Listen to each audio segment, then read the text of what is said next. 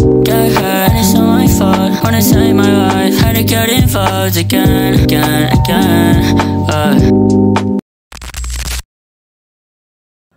Halo, assalamualaikum warahmatullahi wabarakatuh. Salam sehat selalu untuk teman-teman semua dimanapun berada. Ya, di video kali ini saya ingin membahas ya dua pertandingan dari babak 16 besar Piala Eropa antara Swiss versus juara bertahan Italia, kemudian Jerman versus Denmark ya, tuan rumah Jerman versus Denmark.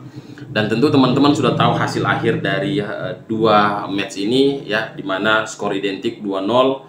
Swiss sukses mengalahkan Italia, begitu juga Jerman sukses mengalahkan Denmark ya. Dan kalau teman-teman tanya kenapa saya tidak bahas Chelsea di video kali ini ya, karena memang tidak banyak kabar yang bisa dibahas seputar The Blues ya, meskipun ya kita sukses mendapatkan dua wonderkid, yakni Marc Guiu dari Barcelona dan juga Aaron Anselmino dari Boca Juniors. Oke, kita kembali ke babak 16 besar Piala Eropa ya, antara Swiss dan juga Italia. Ya, kalau teman-teman lihat ya, teman-teman yang menonton dari menit awal hingga menit akhir Swiss versus Italia, ya teman-teman bisa lihat ya betapa mengecewakannya menonton pertandingan Swiss versus Italia. Ya, bayangan kita bahwa pertandingan ini akan menjadi pertandingan yang seru ya, jual beli serangan ya, karena ya tim kuda hitam ya Swiss akan menghadapi juara bertahan Italia ya, tetapi itu tidak terlihat sejak menit awal ya. Kalau kita lihat Italia benar-benar tidak dikasih napas ya sama pemain Swiss yang menurut saya sangat percaya diri ya. Mereka yakin bahwa ya mereka bisa memenangkan pertandingan ya. Kalau melihat dari materi pemain ya, bisa dibilang ya materi Swiss ini lebih layak ya, lebih layak untuk menang ketimbang Italia. Yang secara mengejutkan menurut saya Spalletti ini melakukan perubahan yang cukup signifikan di line up ya, dimana dia tidak memainkan Jorginho, kemudian menurunkan El Shaarawy yang tidak pernah main sebelumnya di babak penyisihan menjadi starter di pertandingan menghadapi Swiss ya. Jadi ini cukup lucu saja menurut saya ya, dimana ya tentu ya yang dicari di di turnamen itu adalah chemistry para pemain ya. Jadi ya merubah merubah banyak hal di starting line up itu bisa berakibat sangat fatal, dan itu dilakukan oleh Spalletti di pertandingan semalam ya. Kita lihat ya, di menit-menit awal Swiss sudah mampu membahayakan gawang Donnarumma, meskipun shooting dari Raider ya, kalau tidak salah itu masih membentur Cristante. Kemudian di menit kedua tiga ya, Embolo ya mampu lepas, kemudian one on one dengan Donnarumma. Sayang ya, bola ini sebenarnya harusnya bisa masuk, tetapi ya penampilan dari Donnarumma yang bisa dibilang tampil sangat baik di pertandingan semalam itu sukses melakukan save ya, dan ya masih selamat lah gawang Italia di menit ke-23. Kemudian di menit ke-37 ya, kesabaran para pemain Swiss yang ya dari menit awal ya, merancang serangan yang melakukan truk pas, kemudian build up serangan yang ya, sangat sabar dari bawah ke tengah, dari tengah ke depan, itu akhirnya membuahkan hasil ya, dimana umpan dari sisi kiri yang dilakukan oleh Vargas mampu dimaksimalkan ya, dikonversi menjadi gol oleh Freuler ya, dimana ya kalau kita melihat ya Italia ini main harapan saya Italia ini bermain dengan high press, counter press, tetapi ternyata ketika pemain Swiss dapat bola, pemain Italia itu turun bertahan sampai ke kotak penalti ya. Tetapi yang lucunya ya, Freuler bisa berdiri bebas di dalam kotak penalti, bahkan dia sempat kontrol bola dulu sekali pakai kaki kanan, kemudian shooting dengan kaki kiri yang tidak mampu diantisipasi oleh Donnarumma ya. Meskipun ya Donnarumma sempat bisa memblok tendangannya ya pakai kaki, tetapi bola tetap masuk ke dalam gawang. Ya, kemudian ya di akhir babak pertama itu Swiss hampir saja menggandakan keunggulan ya, di mana ya saya rasa ini kesalahan Donnarumma juga ya, di mana seharusnya ya pagar betis itu ya setidaknya 2 orang lah berdiri di area situ, tetapi ya Donnarumma hanya memerintahkan 1 pemain untuk berdiri menjadi pagar betis, sehingga ya free kick dari Raider itu hampir saja menjadi gol ya. Beruntung masih diselamatkan oleh tiang gawang ya. Itu bukan save ya, itu tiang gawang yang membentur membentur tangan Donnarumma ya. Ya, jadi ya Italia cukup beruntung di menit-menit akhir babak pertama. Dan di babak kedua ya, di awal babak kedua kejadian yang hampir sama dengan gol pertama ya, di mana serangan Swiss dari sisi kiri ya, kemudian siapa, Abiser ya kalau tidak salah, Abiser ini memberi umpan ke Vargas yang berdiri sangat kosong ya, tidak ada penjagaan ya. Bahkan ketika Vargas ini menerima umpan dari Abiser ya, Vargas masih sempat ya untuk memilih sudut kemana dia akan menendang, dan ya terjadilah gol kedua. Setelah gol kedua ini terjadi ya, saya merasa pertandingan sudah berakhir ya. Jadi ya meskipun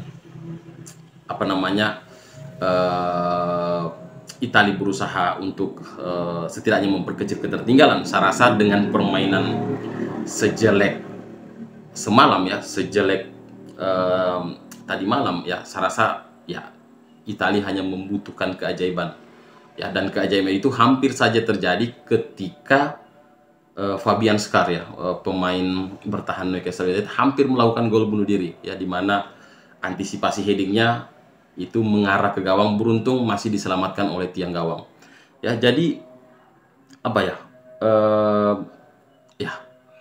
kalau dibilang apakah Italia layak untuk gugur di babak 16 besar, saya rasa sangat-sangat layak ya. Italia ya bermain tidak dengan tidak sesuai ekspektasi kita lah sebagai penikmat sepak bola ya, dan layak untuk gugur ya. Oke, tidak banyak peluang yang diciptakan oleh Italia di pertandingan semalam ya, dan ya pemain yang ada di lini tengah juga tidak punya kreativitas ya, dan saya rasa hanya 2 pemain yang bermain atau layak untuk bermain di timnas Italia semalam, yakni Donnarumma dan juga Chiesa ya. Selebihnya ya saya rasa hanya batang kayu yang bermain bersama Donnarumma dan Chiesa ya, itu bahasa kasarnya. Oke, kemudian kita lanjut ke tuan rumah Jerman yang menghadapi Denmark ya.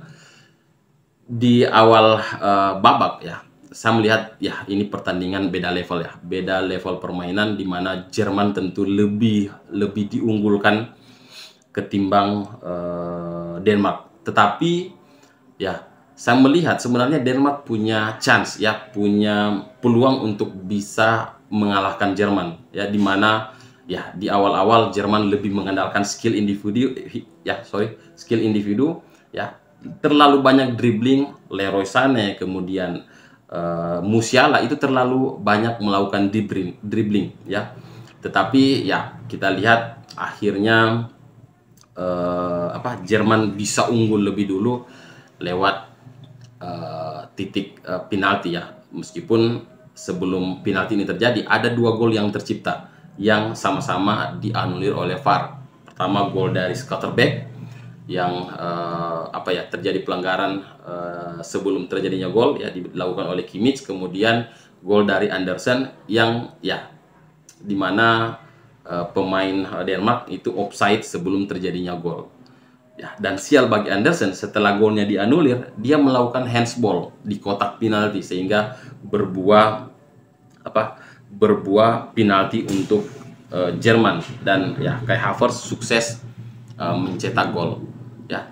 Dan saya melihat kenapa saya katakan bahwa Denmark ini punya peluang untuk menang ya, karena Denmark ini berbeda dengan ya Italia, di mana kalau kita melihat Denmark beberapa kali punya peluang dari Eriksen di babak pertama yang memanfaatkan high defense yang dilakukan oleh Jerman.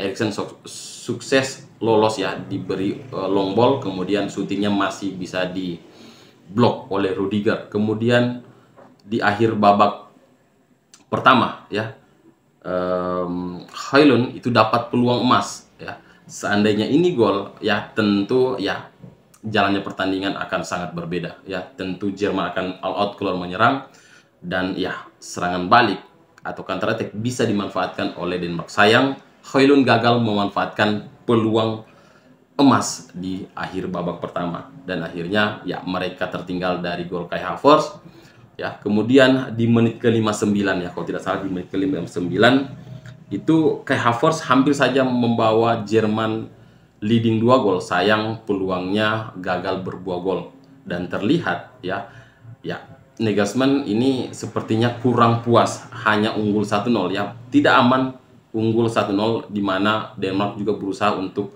mencari gol penyama kedudukan. Akhirnya ya Füllkrug masuk, Emre Can masuk ya, sehingga ya terlihat bahwa Jerman ingin berusaha untuk menambah gol sehingga memasukkan Füllkrug.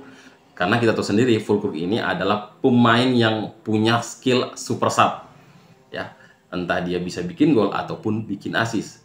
Dan ya 4 menit setelah mereka masuk, Jamal Musiala mencetak gol kedua Jerman di menit ke-68 ya, memanfaatkan long ball ya, umpan lambung dari Schlotterbeck ya. Jamal Musiala mencetak gol kedua Jerman, dan ketika gol kedua ini terjadi ya, sama dengan pertandingan Swiss Italia, saya rasa pertandingan juga sudah berakhir.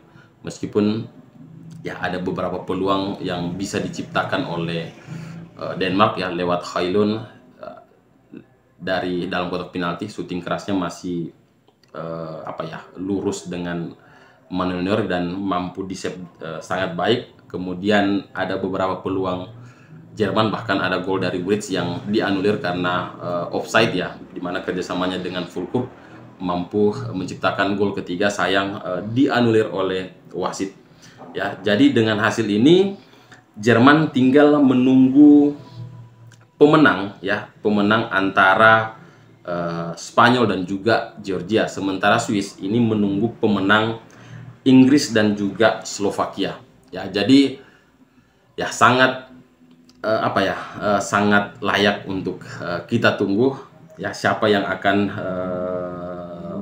menjadi lawan Jerman ya. Dan saya rasa Spanyol punya peluang ya untuk bisa lolos ke 8 besar ya. Sementara untuk Inggris dan juga Slovakia ini masih 50-50. Kita lihat apakah Southgate bisa membawa perubahan untuk timnya ya, dimana kita melihat ya tidak ada kreativitas di permainan Inggris. Semoga pemain andalan kita Cole Palmer bisa dimainkan oleh Southgate ya, entah di posisi flank ataupun di posisi nomor 10 ya. Karena ya di pertandingan terakhir ketika Cole Palmer masuk itu ya terlihat ya bahwa kreativitasnya sangat-sangat dibutuhkan oleh timnas Inggris. Oke, mungkin itu dulu yang bisa ya saya share di video kali ini. Kita ketemu lagi di video selanjutnya ya, kita bahas tentang Chelsea atau match dari Piala Eropa. Oke teman-teman, terima kasih sudah menonton video ini sampai akhir. Saya Ilham. Assalamualaikum warahmatullahi wabarakatuh.